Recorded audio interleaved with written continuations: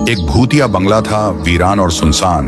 लोग दिन में भी वहां से जाने से डरते थे। कहते हैं कि इस बंगले में 25 साल पहले पति पत्नी ने अपने आप को आग लगाकर अपनी जान दी थी। कमरों के अंदर मकड़ी के जालों के सिवाय कुछ नहीं था। जब भी कोई इंसान हिम्मत करके बंगले के अंदर जाता तो सिर्फ उसकी आवाजें ही लौटती थी। पूरा शहर दहशत में था। पर एक दिन 3 दोस्त उसी बंगले के पास फुटबॉल खेल रहे थे। राघव ने शुभम की ओर बॉल फेंकी। उसके बाद शिवम ने उड़कर एक जोरदार किक मारी। बॉल इतनी स्पीड में होने के कारण सीधा उसी भूतिया महल के अंदर जा गिरी। तीनों की रूह कांप गई। राघव ने गुस्से से कहा, अबे शुभम, तूने ये क्या कर दिया? थोड़ा धीरे से नहीं मार सकता था क्या? मेरे पापा ने वो फुटबॉल अमेरिका से लाई थी, अब जाकर लेकर आ। शुभम ने कांपती आवाज से कहा, देख भाई राघव, मुझे माफ कर दे, मैं नहीं ला सकता फुटबॉल। ये भूतिया बंगला है, मुझे मरना नहीं है, मैं नहीं लाऊंगा। राघव हंस पड़ा, अरे क्या फालतू की बात कर रहा है? भूत वूत कुछ नहीं होता, रुक मैं लाता हूँ। जाते जाते राघव ने महेश को भी अपने साथ फुटबॉल लाने के लिए भूतिया बंगले के अंदर ले लिया। दोनों अंदर टूटी फूटी सीढ़ियों से ऊपर जा रहे थे।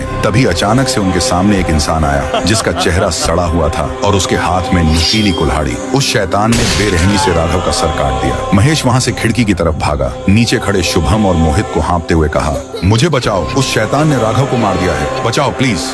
फिर क्या था, उस शैतान ने वहीं उसका गला काट दिया। शुभम और मोहित की रूह कांप गई और दोनों उस बंगले से भागने लगे। वहीं रास्ते से राय स्टार शहर की तरफ जा रहा था। उसके सामने से वही शुभम और मोहित भागते हुए निकले। उसने सोचा, अरे इन बच्चों को क्या हुआ, ऐसे क्यों भाग रहे हैं? तभी उसकी नजर भूतिया बंगले पर गई। राय स्टार ने सीधा बाइक बंगले के अंदर घुसाई और दरवाजे तक पहुंच गया। उसे जानना था कि इस बंगले में ऐसा क्या है। राय स्टार उसी सीढ़ियों से ऊपर गया और देखा तो दंग रह गया। वहाँ 2 इंसान आपस में बात कर रहे थे। उनमें से वही शैतान था। सामने वाला इंसान बोल रहा था, अरे ऐसा ही तू लोगों को मारता रहेगा तो पक्का किसी को पता चल जाएगा कि हम शैतान नहीं हैं। इस बंगले में अपना लुटा हुआ सोना, जवाहरात, पैसा सब है। कुछ ही दिनों की बात है, हम दूसरी तरफ चलेंगे और लोगों को डराएंगे। फिर दोनों ऊपर के फ्लोर पर चले गए। राय स्टार को इस बंगले का राज पता चल गया। ये कोई भूतिया बंगला नहीं था, बल्कि इन चोरों ने इसे भूतिया बनाया था। अभी समझ में आया कि शहर में बड़े बैंक की चोरी किसने की। उसके बाद राय स्टार नीचे से अंदर स्मोक ग्रेनेड डाल देता है। पल भर में सफेद सफेद धुआं छा गया। चोर ने दूसरे चोर को धुएं में जाने को कहा। दूसरा चोर धुएं के अंदर गया।